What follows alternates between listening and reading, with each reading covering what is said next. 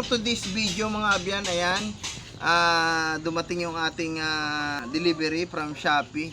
Ito po ay Madre de Agua. Ito pong Madre de Agua ay isang uri ng kahoy na kung saan yung kanyang leaf o yung kanyang dahon ay high in protein mga abyan. Para sa ating mga alagang manok, pwede natin itong gamitin na alternative sa feeds mga abyan, para makatipid tayo sa feeds mga abyan, dahil sa mahal nga yung commercial feeds. Naglalagay tayo mga abyan dito sa ating mini farm.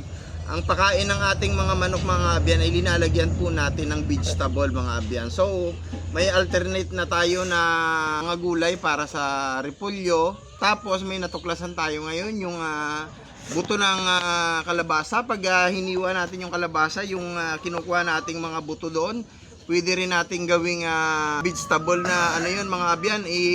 I-grind natin tapos hahalo natin sa feeds mga abyan. So i-unboxing na natin ito mga abyan. Itong ating in-order na Madre de Agua. Ayan. Ganda naman yung pagka-box nila mga abyan. Yung pagka-prepare. Ayan. Para huwag tayo magtagal. Isirain natin itong plastic. Ganda naman yung pagka-box nila. Internet sa nag-prepare. Ayan. At medyo basa-basa dahil siguro inano nila dahil kahoy ito eh. So binasa-basa nila guro para wag mamatay yung kanyang pagkakahoy. Tingnan natin mga abyan.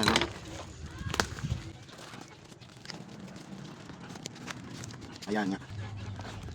So ayan mga abyan, ayan. So ayan nga mga abyan, ito yung Madre de Agua na inano natin, in-order natin online sa Shopee mga abyan.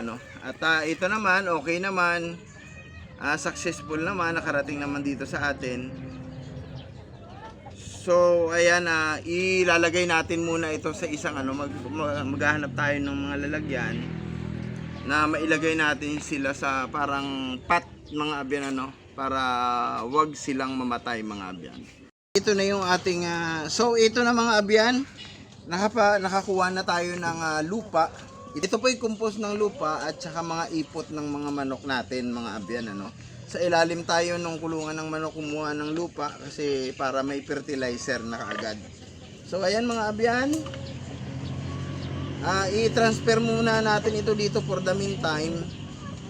At saka na lang natin pag-iwahiwalayin pagka hindi tayo busy kasi tayo ngayon mga abyan ngayong araw na ito.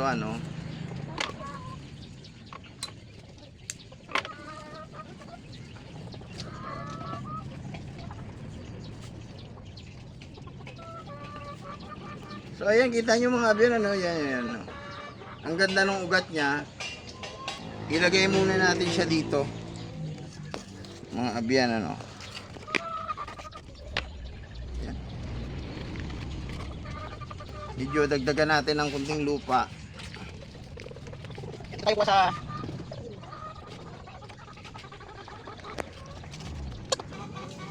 ayan, at ating diligan.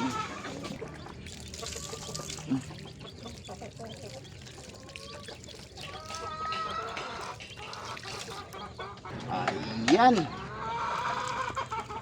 Yan, dyan muna natin siya. For the meantime, ilagay muna natin sila dyan lahat.